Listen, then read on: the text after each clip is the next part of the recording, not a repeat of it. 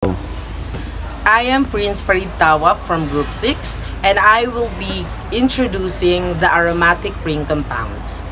Aromatic rings, also known as aromatic compounds, represent one of the most fundamental and widespread classes of molecules in organic chemistry.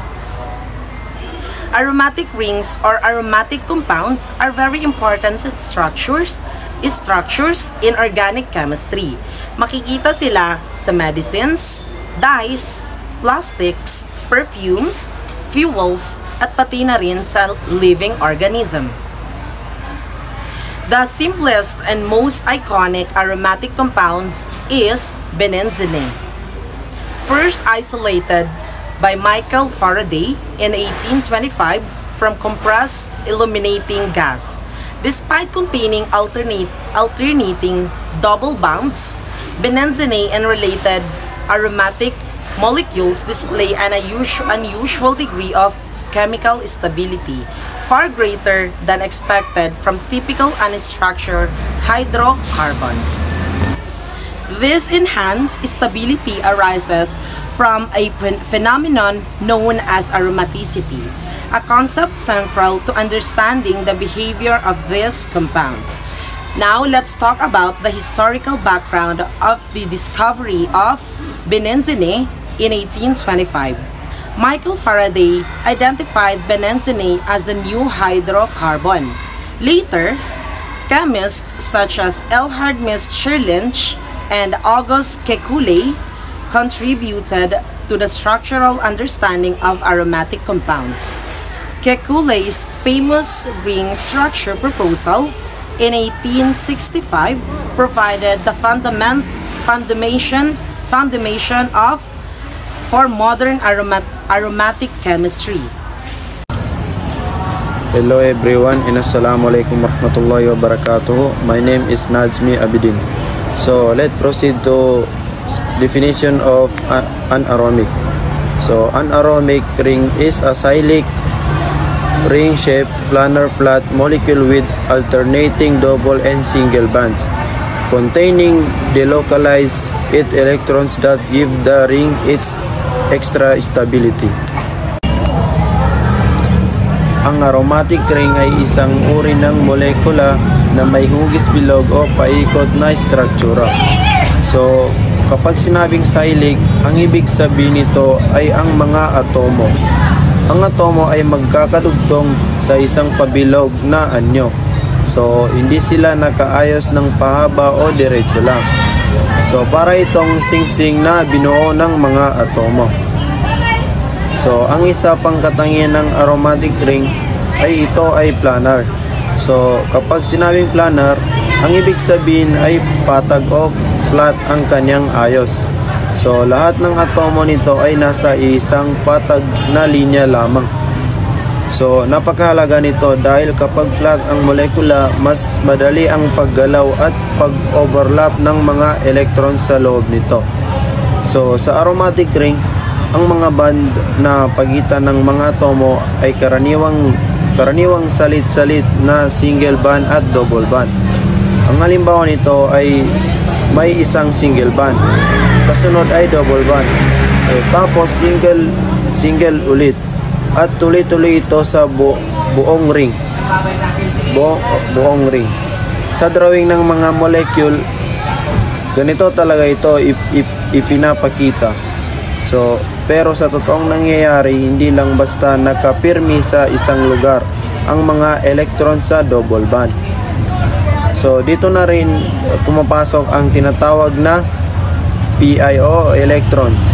Ang mga electrons ay ang mga electrons na matatagpuan sa mga double band. Sa aromatic ring, ang mga electrons na ito ay delocalized.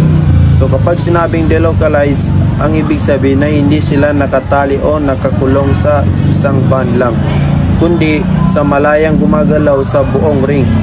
So para itong mga estudyanteng hindi lang nakaupo sa isang upuan, kundi umiikot at gumagalaw sa buong silid-aralan. So dahil sa malayang paggalaw ng mga electron sa buong aromatic ring, nagiging pantay ang pagkakahati ng energy sa buong molekula. So hindi naiipon ang energy sa isang bahagi lamang. Dahil dito, ang aromatic ring ay nagiging mas matatag o mas stable. So ibig sabihin, mas mahirap itong masira at hindi kaagad nagre-react sa ibang chemical kumpara sa mga ordinaryong ring molecule. So ang pagiging extra o stable ng aromatic ring ang dahilan kung bakit ito ay napakahalaga sa chemistry. So maraming mga chemical tulad ng mga gamot, gas at mga chemical sa katawan ng tao ay may aromatic ring sa kanilang struktura. So isang kilalang halimbawa ng aromatic ring ay ang benzene na binubuo ng 6 na carbon atom sa nakaayos sa isang bilog. So sa kabuuan, ang aromatic ring ay isang flat at paikot na molekula na may salit-salit na single at double bond. So may delocalized na electrons at dahil dito ay nagiging mas stable at mas matibay ang buong struktura nito kumpara sa ibang mga molekula. So yun lang po. Maraming salamat po. Everyone, I am Jabar Simanampen, and for today's report, we will talk about the characteristic of aromatic rings. I will explain the key points and give examples and help you to understand it in the easiest way. So let's begin. Okay, the first characteristic is cyclic. So when we say cyclic, it means nakaring ang structure sa molecule. So you can see in the background or PPT, the example is benzene. One of the example of aromatic is benzene. Benzene is like ring na may 6 carbon sides at 3 3-5 bonds. Yang 3 linya, yan ang 3-5 bonds. The carbon number 1 is attached to carbon number 6. So 1, 2, 3, 4, 5, 6 is connected lang para tuloy-tuloy lang yung phi orbitals kaya stable. So sa tabi naman ng benzene, meron tayong isang molecule. So let's compare to this molecule. You notice that the carbon 6 are not connected in carbon 1. This is what we call linear or aliphatic, and also pretending aromatic ring but not a aromatic. The second one is planar. Planar flat. This means all atoms in the ring are flat so that can participate in resonance. Lahat ng structure is flat. sp3 hybridization. Tetrahedral. Hindi flat, merong 3-dimensional flat kaya hindi ito aromatic and walang p orbital na available para sa conjugation. Kapag may sp3 sa ring, kadalasang nasisirang aromaticity or aromatic. And a carbon with 4 bonds is sp3. sp2 naman. sp2 trigonal planar, simple terms flat. May available free orbital, pwede sa continuous conjugation, and perfect sa aromatic ring. Lahat ng carbon sa benzene ay sp2 kaya aromatic. sp linear and shape, may dalawang free orbitals and pwede sa conjugation. Later we will talk about the conjugation. One is conjugation. Should remain, have delocalization and resonance. So example, benzene is capable to resonating in 5 bond throughout the cyclic structure. So another example is cyclohexadiene. Even though na conjugation and thus have resonance, it cannot resonate over the entire ring, and that's the key difference. Remember, you cannot resonate the sp3 carbon atoms because meron ka ng 4 bonds and has no way to accept the resonating electrons. Sometimes may makikita tayong na unconjugated system. In this case, meron tayong cyclohexadiene. Had a 2-5 bond and merong sp3 carbon, yung bilog na red, so hindi na i-resonates. And yung sa last, sa baba, you might see a molecule have 2 5 bonds and had a 2 carbon, yan yung phi orbital. If able to resonate kahit hindi 3-5 bonds, ito ay aromatic. Last but not the least, the Haeckel's rule. This is important part of the characteristic of aromatic rings. So, Huckel's rules, para maging aromatic, dapat ang molecule is cyclic and planar conjugated, and dapat low energy, high stability. So, may mga molecule na nag-free pretend na aromatic pero mas mataas or very high energy. So, well, the criteria para mas maintindihan natin is 4n plus 2 equal 5 electrons. And the n is whole number. The goal is not to make it complicated. Parang algebraic equation. Where we want to solve the n, gusto nating hanapin yung sagot sa n. So, pag whole number and the rest na criteria is nahanap, it is aromatic. If n is not equal, then molecule is not aromatic. So, example is benzene has 3 bonds but 6 high electrons. So, we set up the equation 4n plus 2 equal to n. So, ganito yung solving. 4n plus 2n. Okay. So, minus the isolated number which is the 2. So, 2 minus 2 is equal to 0. 6 minus 2 is equal to 4. So, ganun. So, bring down the 4n. So, divide both sides. Divide both sides in 4. Kasi nga, 6 minus 2 is equal to 4. So, divide both sides. So, cancel. The answer is 1. Okay. The answer is 1. So, the important is the n is whole number. Kaya ito is aromatic. Okay. That's all. Thank you for listening. Sukran. So my topic is how to determine aromatic ring. So we have a step-by-step to determine aromatic ring. The first step is cyclic. Must be a cyclic. So our structure must be a cyclic. So when we say cyclic, is have a ring. Number 2 step is must be conjugated. So when we say conjugated is dapat mayroong alternative single at double bond or triple bond sa bonds rings. So ito ay nangangahulugan na mayroong continuous overlap ng p orbital.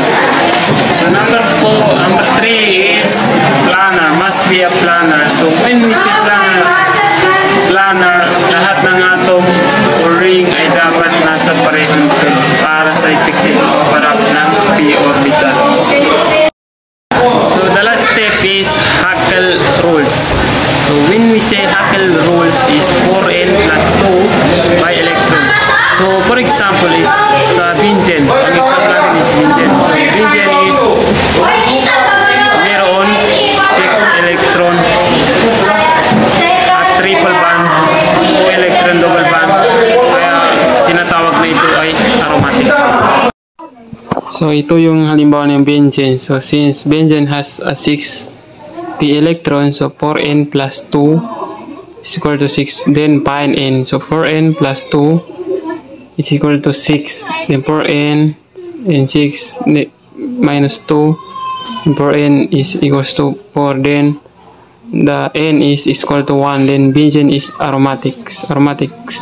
So ang tanong, saan galing si N1? So, sa formula na 4n plus 2 is equal to 6 na ginamit para malaman ang number of p electrons sa aromatic compound tulad ng benzene. So, okay, ang equation na 4n plus 2 is equal to 6 ay nagmula sa Huckel rules na nagsasabi na isang cyclic planar conjugated molecule ay aromatic kung ang bilang ng p electron ay 4n plus 2. Kung saan ang n ay isang whole number na nagsisimula 0, 1, 2, 3, and etc. So, sa case of benzene, may 6 p electron mula sa triple bond. So, Good morning to all of you, especially to you, ma'am. Number 6, example of aromatic compounds. And I have 8 examples of aromatic compounds or aromatic rings. So first is toluene, phenol, aniline, isopropanol, benzaldehyde, and benzoic acid, benzonitrile, and styrene. So nakikita nyo naman kung ano ang mga itsura o pagkakaiba ng mga aking nabanggit. So nandiyan ang mga example ng toluene, kung anong itsura ng toluene, phenol, and aniline. So salamat po. Hi, today I'll briefly explain the importance and application of aromatic rings sa industry, medicine at pati sa daily life natin. A. Industry. Sa industry, ginagamit ang aromatic rings sa paggawa ng plastic like polystyrene, detergents at dyes. Mahalaga rin sila sa pharmaceuticals at sa paggawa ng strong materials tulad ng rubber, synthetic at synthetic fiber. B. Medicine. Sa medicine, marami sa mga common na gamot ang may aromatic rings tulad ng aspirin, paracetamol, at ibuprofen. Kahit antibiotics like penicillin at tetracycline, may aromatic structure na tumutulong para maging effective sila sa katawan. C. Daily life. Sa daily life natin, madalas din nating araw-arawin ang mga products na may aromatic rings, gaya ng perfumes, gasoline, food flavorings, inks and toner, at paints and adhesives. Sila ang nagbibigay ng scent, color, stability, at important chemical properties. In summary, aromatic rings are very important dahil stable sila, versatile, at makikita sa halos lahat ng gamit natin mula sa medicine, plastic, hanggang sa perfumes. So good morning, ma'am. I am Al-Asri Yudangani. So let's proceed to aromatic versus non-aromatic versus anti-aromatic compounds. First, let's talk about aromatic compounds. Aromatic compounds are cyclic, planar, and fully conjugated, meaning tuloy-tuloy ang alternating single and double bonds. Pero ang pinaka-importanting requirements nila ay dapat meron silang 4n plus 2 pi electrons, also known as Haeckel rule. Because of this rule, aromatic compounds are the most stable. Example, benzene. This is the classic example of an aromatic compound dahil perfect siya sa lahat ng conditions. So next is non-aromatic compounds. These are compounds na hindi nakakamit ng isa o higit pang conditions ng aromaticity. Pwede silang cyclic pero baka hindi planar or hindi conjugated or kulang sa pi electrons. They have normal stability, meaning hindi sila sobrang stable tulad ng aromatics, pero hindi rin sila sobrang reactive. Example, cyclohexane. Cyclic siya pero hindi siya conjugated at hindi planar in the same way as aromatics. So next is anti-aromatic compounds. These compounds are cyclic, planar, and conjugated, similar to aromatics, but the difference is they have 4n pi electrons instead of 4n plus 2. Because of this, anti-aromatics compounds are very unstable. They are high in energy and very reactive. Example, cyclobutadiene.